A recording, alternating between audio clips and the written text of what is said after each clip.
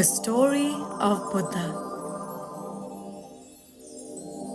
Siddhartha Gautama was born into a royal family in Nepal and for many years lived within the palace walls, away from the sufferings of life, such as old age, illness, and death. Eventually, he married, had children, and decided it was time to go outside the palace to see what was on the other side. He witnessed an old man, a sick man, and the corpse of a dead man. He was very worried by what he saw and learned that sickness, age, and death comes to everyone, even if you are wealthy. Next, Siddhartha saw a holy man, dressed in rags with only a begging bowl in his hand. Despite owning nothing but the bowl, he looked so calm and at peace.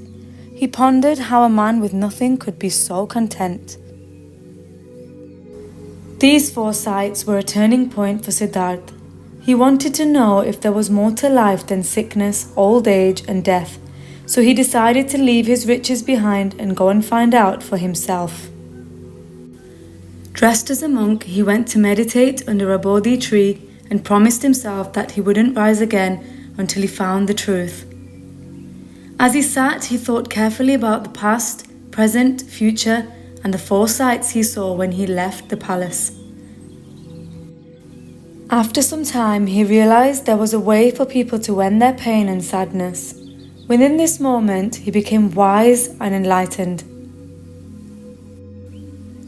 He began to teach people about what he had realized, and people began to call him Buddha, or teacher.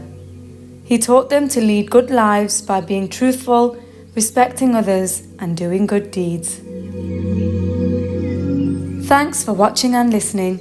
If you're learning all about Buddhism, why not check out some more of our resources on the website.